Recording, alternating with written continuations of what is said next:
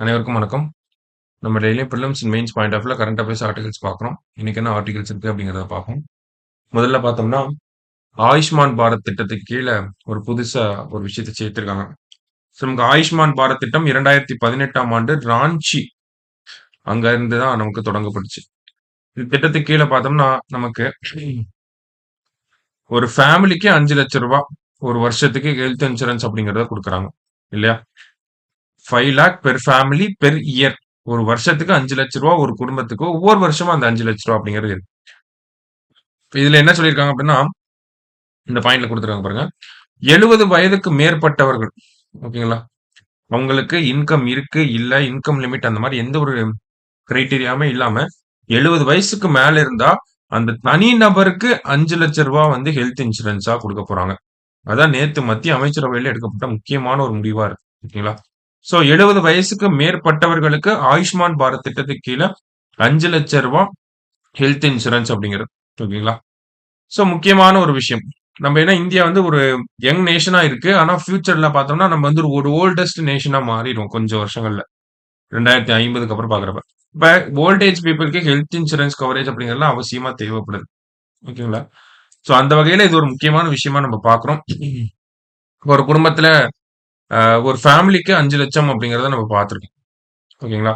இந்த ஃபேமிலில ஒரு 70 வயசுக்கு மேல ஒரு நபர் இருந்தாருன்னா, அவருக்கு மட்டும் தனியா ஒரு 5,00,000 அப்படிங்கிறது இருக்கு. சரிங்களா? அதான் இந்த திட்டம். மத்தபடி பார்த்தோம்னா, நேத்து இந்த பிஎம் இ டிரைவ் அப்படிங்கிற ஒரு திட்டத்துக்கும் ஒப்புதல் அளிக்கப்பட்டுச்சு. ஓகேங்களா? சோ நேத்து 2 ஒப்புதல் முக்கியமா பார்த்தோம்னா, பிஎம் இ டிரைவ் 1 அடுத்ததா பார்த்தோம்னா, நமக்கு இந்த ஆயுஷ்மான் பாரத் திட்டத்துக்கு கீழ 70 வயசுக்கு மேல இருக்கவங்களுக்கு ரூ. 5,00,000 மருத்துவ காப்பீடு அப்படிங்கிறது. இந்த பிஎம் இ டிரைவ் கீழ என்ன பண்றாங்கன்னா, மாநில அரசாங்கங்களுக்கு எலக்ட்ரிக் பஸ்ஸஸ வந்து குடுக்க போறாங்க. எலக்ட்ரிக் வெஹிக்கிள்ஸோட யூசேஜ வந்து புரமோட் பண்ண போறாங்க. அடுத்ததா பார்த்தோம்னா, சார்ஜிங் ஸ்டேஷன் அப்படிங்கிறத இன்கிரீஸ் பண்ண போறாங்க. ஓகேங்களா? இந்தியாவுல சார்ஜிங் ஸ்டேஷன், சார்ஜிங் இன்ஃப்ராஸ்ட்ரக்சர் அப்படிங்கிறது இல்லாம இருக்கு. அது ஒரு பெரிய டிராபேக்காவே இருந்துட்டு இருக்கு. சோ அதையும் டெவலப் பண்ண போறாங்க. இந்த பிஎம் இ டிரைவ் அப்படிங்கிற இந்த திட்டத்துக்கு கீழ. சரிங்களா? அடுத்ததா பார்த்தோம்னா, கிரீமி லேயரை வீழ்த்தும் உள் ஒதுக்கீடு அப்படின்னு சொல்லி குடுத்திருக்காங்க. ஓகேங்களா? சோ நமக்கு இடஒதுக்கீடு அப்படின்னு பார்க்கிறப்ப 1881ஆம் ஆண்டுல இருந்து நமக்கு மக்கள் தொகை கணக்கெடுப்போட சாதிகளுடைய பட்டியல் அப்படிங்கிறது வருது.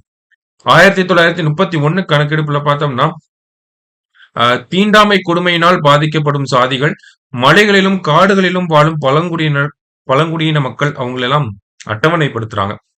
சோ அவங்கள என்னன்னு சொல்றாங்க அப்படின்னு பார்த்தோம்னா, டிப்ரஸ்ட் கிளாஸ் அப்படிங்கிற சொல்லுக்கு பதிலாக அந்த டெர்ம்க்கு பதிலா 1935ல scheduled caste and backward tribes அப்படிங்கிற டேர்ம்ஸை யூஸ் பண்ண ஆரம்பிக்கிறாங்க. எப்படின்னா 1935ல தான் ஷெட்யூல்டு காஸ்ட் அப்படிங்கிற டேர்ம் வருது. பேக்வர்ட் ட்ரைப்ஸ் அப்படிங்கிற டேர்ம்லாம் வந்து அப்பதான் யூஸ் பண்ண ஆரம்பிக்கிறாங்க. அதுக்கு முன்னாடி வரைக்கும் ஜென்ரலா டிப்ரஸ்ட் கிளாஸஸ் அப்படின்னு சொல்றாங்க. இப்ப பிரிக்கிறாங்க. ஷெட்யூல்டு காஸ்ட், பேக்வர்ட் ட்ரைப்ஸ் அப்படின்லாம் சொல்லி. ஓகேங்களா? சோ நமக்கு சுதந்திரத்துக்கு அப்புறமா பார்த்தோம்னா, அரசியலமைப்புல உங்களுக்கு சலுகைகள் வழங்கப்பட்டிருக்கும். 332ல பார்த்தோம்னா, அரசியல் ரீதியாக லோக்சபால வரும். ஓகே. அடுத்தது 330 பார்த்தோம்னா, லோக்சபா 332 பார்த்தோம்னா நமக்கு மாநில சட்டமன்றங்கள்ல வரும். ஸோ 330, 332 லோக்சபா அப்புறமா நமக்கு லெஜிஸ்லேட்டிவ் அசம்பிளிஸ் அங்கெல்லாம் வந்து அரசியல் ரீதியாக ஒரு இடஒதுக்கீடு அப்படிங்கிறது வழங்கப்படுது. நமக்கு ரிசர்வ்டு சீட்ஸ் அப்படின்னு சொல்றோம் இல்லையா? தனித்தொகுதிகள் அப்படின்னு நம்ம சொல்றோம் இல்லையா? அந்த மாதிரியான இட ஒதுக்கீடுகள் வழங்கப்படுது. அதே மாரி பார்த்தோம்னா, வேலை வாய்ப்பில் பட்டியல் சாதிகள், பழங்குடிகள், பிற்படுத்தப்பட்ட வகுப்புகளுக்கு பார்த்தோம்னா, சட்டப்பிரிவு 16 4க்கு கீழ வேலை வாய்ப்புல இடஒதுக்கீடு, பப்ளிக் எம்ப்ளாய்மென்ட்ல இடஒதுக்கீடு அப்படிங்கிறது வழங்கப்படுது. ஓகேங்களா? அடுத்த பாயிண்ட்ல பார்த்தோம்னா, சட்டப்பிரிவுகள் 341, 42 என்ன சொல்லுது அப்படின்னு பார்த்தோம்னா, யாரெல்லாம் பட்டியல் சாதிகள், பட்டியல் பழங்குடிகள் அப்படிங்கிற கண்டறியக்கூடிய அதிகாரம் அப்படிங்கிறது நாடாளுமன்றத்துக்கு தான் இருக்கு அப்படிங்கிறது சொல்லியிருக்காங்க. பார்லிமெண்ட்டுக்கு தான் அந்த பவர் அப்படிங்கிறது இருக்கு. சரிங்களா? சோ இத எதிர்த்து வழக்குகள் போடப்பட்டுச்சு. ஏன்னா மெட்ராஸோட அந்த கம்யூனல் ரிசர்வேஷன் அப்படிங்கிறத எதிர்த்து தான் செண்பகராமன் துரைராஜன் அவர்கள் வழக்கு போட்டிருப்பாங்க. அத வந்து உச்சநீதிமன்றம் அத தடுத்திருப்பாங்க. அத கேன்சல் பண்ணியிருப்பாங்க ரிசர்வேஷன் அப்படிங்கிறத. அதற்காக தான் அரசமைப்பு சட்டம் முதன் முறையாக திருத்தப்பட்டு 15ல 4 அப்படிங்கிற ஆர்டிகிள் வந்து சேர்க்கப்படுது. இந்த பிரிவை பொறுத்தவரைக்கும் பார்த்தோம்னா, சமூக ரீதியாகவும் கல்வியிலும் பிற்படுத்தப்பட்ட வகுப்பினருக்கு கல்வியில் இடஒதுக்கீடு தரும் அதிகாரத்தை அரசுக்கு தந்தது. எது அப்படின்னு பார்த்தோம்னா 15ல 4 நமக்கு கல்வியில இடஒதுக்கீடு தர்றதுக்கு ஒத்துக்குச்சு. 16ல 4ன்னு பார்த்தோம் என்ன? அது வந்து பார்த்தோம்னா நமக்கு வேலை வாய்ப்புல இடஒதுக்கீடுனா 16ல 4 கல்வி அப்படின்னா 15ல 4 சரிங்களா? கன்ஃபியூஸ் பண்ணிக்க கூடாது. சோ இதை பயன்படுத்தி நிறைய அரசுகள், மாநில அரசாங்கங்கள் கல்வி நிறுவனங்கள்ல இடஒதுக்கீடுல வழங்க ஆரம்பிச்சாங்க. இருந்தாலும் இடஒதுக்கீடு அப்படிங்கிறது பத்தாம இருக்கு. அதனால இந்திய அளவுல பார்த்தோம்னா பிற்படுத்தப்பட்டோர் ஆணையம் அப்படிங்கிறது ஃபர்ஸ்ட் காக்கா கலேல்கர் தலைமையிலையும், அடுத்ததா காக்கா கலேல்கர் தலைமையில இருக்கக்கூடிய அந்த பிற்படுத்தப்பட்டோர் ஆணையம் பார்த்தோம்னா 2399 சாதிகளை வந்து பிற்படுத்தப்பட்ட சாதிகள் அப்படின்னு சொல்லியிருந்தாங்க.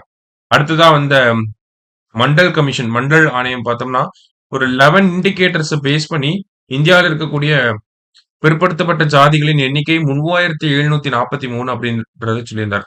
அவங்க எவ்வளவு சொல்லியிருந்தாங்க? 2399 first backward class commission. Second backward class commission 3743 அப்படிங்கிற நம்பரை வந்து நமக்கு கொடுத்துட்டு போயிருந்தாங்க. ஓகேங்களா? சோ இந்த மண்டல் கமிஷனோட ரெக்கமெண்டேஷன்ஸ் விபி சிங் வந்து செயல்படுத்துறார். அதே மாதிரி பார்த்தோம்னா மத்திய அரசின் வேலை வாய்ப்பில் பிற்படுத்தப்பட்ட பிரிவினருக்கு இடஒதுக்கீடு தந்தாங்க.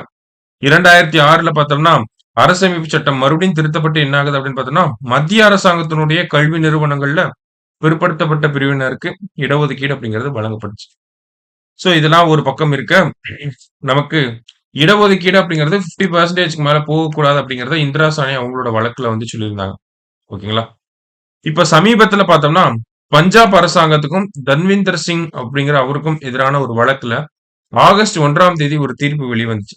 அந்த தீர்ப்புல என்ன சொல்லியிருப்பாங்க அப்படின்னு பார்த்தோம்னா நமக்கு பட்டியல் சாதிகள், பட்டியல் பழங்குடிகள், பின்தங்கிய பிரிவினருக்கு உள் ஒதுக்கீடு தரலாம் அப்படிங்கறத சொல்லியிருக்காங்க. ஓகேங்களா? அதாவது பட்டியல் சாதிகள், ஓகேங்களா? ஷெட்யூல்டு கேஸ்ட், ஷெட்யூல்டு ட்ரைப்ல இருக்கக்கூடிய பின்தங்கிய வகுப்புகள், பிரிவுகள்னு இருப்பாங்க இல்லையா? சோ எஸ்சி எஸ்டிக்குள்ளேயே ரொம்ப பேக்வர்டா இருக்கிறவங்களுக்கு இன்டர்னல் ரிசர்வேஷன், அதாவது இங்கிலீஷ்ல சப் கிளாசிபிகேஷன் அப்படிங்கறத சொல்லியிருப்பாங்க. ஓகேவா? உள் ஒதுக்கீடு அப்படின்னு சொல்றாங்க. ஓகே, அததான் இங்க கொடுத்திருக்காங்க. பட்டியல் சாதிகள், பட்டியல் பழங்குடிகளில் பின்தங்கிய பிரிவினருக்கு உள்ஒதுக்கீடு தரலாம். ஓகேவா? பின்தங்கிய வகுப்பினருக்கு உள்ஒதுக்கீடுன்றத படிச்சிடக்கூடாது. சரியா? வேற மாதிரி படிக்கணும். பட்டியல் சாதிகள், பட்டியல் பழங்குடிகளில் பின்தங்கிய பிரிவினருக்கு உள்ஒதுக்கீடு தரலாம் அப்படின்னு சொல்லி உச்சநீதிமன்றம் தவீந்தர் சிங் வழக்குல ஒரு தீர்ப்பை வெளியிடுறாங்க. ஓகேங்களா? அதற்காக பட்டியலில் உள்ள சாதிகளையும் பழங்குடிகளையும் துணை பிரிவுகளாகவும் பிரிக்கலாம் என்று சொல்றாங்க. ஓகேவா? சோ இவங்களுக்கு ஒரு சப் கிளாசிபிகேஷன் உள்ஒதுக்கீடு தரலாம். அதற்காக அவங்களை வந்து தனித்தனி பிரிவுகளாகவும் பிரிக்கலாம். அதற்கு மாநில அரசாங்கங்களுக்கு அங்கீகாரம் உண்டு அப்படிங்கறத உச்சநீதிமன்றம் சொல்றாங்க. ரொம்ப முக்கியமான ஒரு தீர்ப்பு. என்ன சொல்றாங்க தவீந்தர் சிங் வழக்குல நமக்கு தீர்ப்பா என்ன வருது அப்படின்னா எஸ்சி எஸ்டில ஒரு இன்டர்னல் ரிசர்வேஷன், ஒரு சப் கிளாசிபிகேஷன், ஒரு உள்ஒதுக்கீடு தரலாம். அதற்கான அதிகாரம் மாநில அரசாங்கத்துக்கு உண்டு அப்படிங்கறத சொல்றாங்க. இதன் மூலியமா தமிழ்நாடு அரசாங்கம் 2010லயே பார்த்தோம்னா ஷெட்யூல்டு காஸ்ட்லயே இந்த ஷெட்யூல்டு காஸ்ட் அருந்ததியர்ஸ் அப்படிங்கறத பிரிச்சிருந்திருப்பாங்க. ஓகேவா? சோ அப்ப அதெல்லாம் வந்து செல்லும் அப்படிங்கிற ஒரு நடைமுறைக்கு வருது. சரிங்களா? சோ இத்தீர்ப்பானது சட்டப்பிரிவு 341 கீழ் உருவாக்கப்பட்ட பட்டியலில் உள்ள சாதிகளை கிரீமி லேயர் என்று அறிவித்தது. இடஒதுக்கீடு பலன்களில் இருந்து அவர்களை முற்றிலும் விலக்கும் தொடக்க காரணங்களை கொண்டுள்ளது என்று சில தலித் அமைப்புகள் கூறுகின்றன அப்படிங்கிற சொல்லியிருக்காங்க. ஓகேவா? சோ அப்ப இந்த தீர்ப்பானது என்ன சொல்லுது அப்படின்னா ஆர்டிகல் 341க்கு கீழே இருக்கக்கூடிய ஒரு பட்டியல் இருக்கு இல்லையா? ஆர்டிகல் 341, 342 பேஸ் பண்ணி தான் மத்திய அரசாங்கம் இவங்கெல்லாம் எஸ்சி, இவங்கெல்லாம் எஸ்டி அப்படிங்கறத சொல்லிட்டு இருக்காங்க. இப்ப 341க்கு கீழே இருக்கக்கூடிய பட்டியல் இருக்கக்கூடிய ஜாதிகள் எல்லாமே கிரீமி லேயர் அப்படிங்கிற ஒரு அந்தஸ்து வந்துடும். ஏன் அப்படின்னு பார்த்தோம்னா இப்ப இதுல இருக்கக்கூடிய ஒரு ஜாதிக்கு நம்ம தனியா ஒரு ரிசர்வேஷன் அப்படிங்கறத கொடுக்குறோம். ஒரு ஸ்பெஷல் உள்ஒதுக்கீடு அப்படிங்கறத கொடுக்கறப்ப மத்த ஜாதிகளுக்கு அந்த ஒரு விஷயம் போய் சேராது. இவங்களுக்கு மட்டும்தான் அது போய் சேரும் அப்படிங்கிற ஒரு சில கன்ஃபியூஷன்ஸ் அதான். ஓகேங்களா? சோ மத்தபடி என்ன சொல்றாங்க அப்படின்னா கிரீமி லேயர் அப்படிங்கிற கான்செப்டை விட உள்ஒதுக்கீடு அப்படிங்கிற கான்செப்ட் வந்து ரொம்ப பேடான ஒரு விஷயம் அப்படிங்கறத சொல்றாங்க. ஓகேங்களா? ஏன்னா கிரீமி லேயர் அப்படிங்கிறது இருந்துச்சுன்னா பொதுவா எல்லா ஜாதிகளுக்குமே அந்த கிரீமி லேயர், இப்ப பிசில கிரீமி லேயர் இருக்கு அப்படிங்கிறப்ப ஒவ்வொரு தனிநபர்கள் மட்டும்தான் அதுல பாதிப்படைவாங்க. ஓகேங்களா? இப்ப ஒருத்தரோட ஆண்டு வருமானம் 10 லட்சம் ரூபாய் இருந்துச்சுன்னா அவரு கிரீமி லேயர் கூட்டு வெளியே வந்துடுறாங்க. அவங்களால ரிசர்வேஷன் பெனிஃபிட்ஸ கிளைம் பண்ண முடியாது. ஆனா, இந்த உள்ஒதுக்கீடு அப்படிங்கிறத பார்த்தோம்னா, ஒரு சமூகத்தையே அப்படியே இந்த சமூகம் அப்படியே விலக்கிட்டு, இன்னொரு சமூகத்துக்கு மட்டும் ஆ பெனிஃபிட்ஸ வந்து குடுக்குறது. இப்போ கிரீமி லேயர் அப்படின்னா, ஒரு தனிநபர் தான் இந்த இடத்துல பாதிக்கப்படுறாரு. அந்த சமூகத்துல இருக்கக்கூடிய மத்தவங்களுக்கு அந்த பெனிஃபிட்ஸ் போய் சேரும். ஆனா உள்ஒதுக்கீடுன்னு பார்க்குறப்போ, ஒரு சமூகம் அப்படியே இந்த சைடு ஒரு சமூகம், இப்படி ஒரு சமூகம் போயிருது. சமூகத்துல இருக்கக்கூடிய எல்லாருமே பாதிக்கப்படுறாங்க. அப்படிங்கிறத இந்த 2 பாயிண்ட்ல நமக்கு குடுத்துருக்காங்க. தற்போது நடைமுறையில் கிரீமி லேயர் இடஒதுக்கீடு பலன்களில் இருந்து தனிநபர்களை விலக்குகிறது. ஆனால் ஒட்டுமொத்த சாதியை கிரீமி லேயர் என்று அறிவிக்கும் ஆபத்தை உள்ஒதுக்கீடு கொண்டுள்ளது. ஒட்டுமொத்த சமூகத்தையே உள்ஒதுக்கீடு வெளியே தள்ளிரும். இதே கிரீமி லேயர் கான்செப்ட் கூட தனிநபர்கள மட்டும் தான் வெளியே தள்ளும் அப்படிங்கிறத சொல்றாங்க. ஓகேங்களா? சோ அடுத்ததுல நமக்கு பார்த்தோம்னா, ஆ எப்படி நமக்கு அந்த ரிசர்வேஷன் அப்படிங்கிறது டெவலப் ஆகி வந்துச்சு. இப்போ வரைக்கும் பார்த்தோம்னா, 1/3 ரிசர்வேஷன் ஆக்ட் வரைக்கும். ஓகேங்களா? ஏன்னா ஒரு குரூப் ஆஃப் பீப்பிள வந்து நம்ப முன்னாடி இவங்கலாம் வெல் ஆஃப் பீப்பிளா இருக்காங்க. ஸோ அவங்களுக்கு இடஒதுக்கீடு அப்படிங்கிறது தேவைப்படாது அப்படின்னு சொல்லி, மத்த பிசி, எஸ்சி, எஸ்டிக்குலாம் நம்ம இடஒதுக்கீடு குடுத்திருந்தோமா, இப்ப அந்த எக்கனாமிக்கலி வீக்கர் செக்ஷன் அப்படிங்கிற கேட்டகரிக்கு கீழ 1/3 அமெண்ட்மென்ட் கீழ ஒரு சில முன்தங்கிய வகுப்பினர்களுக்கும் இடஒதுக்கீடு அப்படிங்கிறது தேவைப்படத்தான் செய்யுது. அப்படிங்கிறத நம்ம சொல்றோம். ஓகேங்களா? ஸோ அப்ப அந்த இடஒதுக்கீடு அப்படிங்கிறது மக்களுடைய அடிப்படை தேவைகள்ல ஒண்ணாவும் மாறிட்டே வருது. இடஒதுக்கீடு அப்படிங்கிறது நமக்கு கண்டிப்பா நம்ம ரிசர்வேஷன் ஹிஸ்டரி எடுத்து பார்த்தோம்னா, நெறைய பேர் அதுல பெனிஃபிட் ஆகி இருந்திருப்பாங்க. அப்படிங்கிறத சொல்லியிருப்பாங்க. ஓகேங்களா?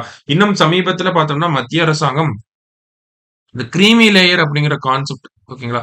கிரீமி லேயர் அப்படிங்கிற கான்செப்ட்ட எஸ்சி, எஸ்டி வகுப்புகளுக்குள்ள கொண்டு வர மாட்டோம் அப்படிங்கிறது பாலிசி டெசிஷனாவே எடுத்து சமீபத்தில மத்திய அமைச்சரவை கூட்டத்தில ஒரு முடிவா எடுத்து நமக்கு சொல்லியிருந்தாங்க. ஓகேங்களா? ஸோ அப்ப அந்த மாதிரியான விஷயங்கள் தான் நமக்கு இந்த ஆர்டிகிள்ல குடுத்திருக்காங்க. ஓகேவா? ஸோ கிரீமி லேயர் அப்படிங்கிற கான்செப்ட்ட எஸ்சி, எஸ்டிக்குள்ள கொண்டு வர மாட்டோம் அப்படிங்கிறத மத்திய அரசாங்கம் சொல்றாங்க. அத கொண்டு வரணும் அப்படிங்கிறத ஒரு சில அமைப்புகள் வந்து சொல்றாங்க. எஸ்சி, எஸ்டி வகுப்புகளுக்குள்ள உள்ஒதுக்கீடு அப்படிங்கிறது வேண்டாம் அப்படிங்கிறத சொல்றாங்க. இருந்தாலும் உச்சநீதிமன்றத்தின் தீர்ப்புப்படி பார்க்கிறப்ப, அது குடுத்தாலும் எந்த ஒரு தப்பும் கிடையாது. அது குடுக்கறதுக்கான அதிகாரம் மாநில அரசாங்கத்துக்கிட்ட இருக்கு அப்படிங்கிறத சொல்றாங்க. இந்த மாரி ப்ரோஸ் அண்ட் கான்ஸ பேஸ் பண்ணி தான் இந்த ஒரு ஆர்டிக்கிள நமக்கு சொல்லியிருக்காங்க. ஓகேவா? சோ இதுல என்ன சொல்லியிருக்காங்க அப்படிங்கிற அந்த கேஸ் ஹிஸ்டரிய கொஞ்சம் நல்லா பார்த்து வச்சுக்கோங்க. ஓகேவா? சோ இன்னைக்கு டிஎன்ஏல 2 முக்கியமான ஆர்டிகிள் பார்த்திருக்கோம். நாளைக்கு டிஎன்ஏல மீட் பண்ணலாம். Thank you.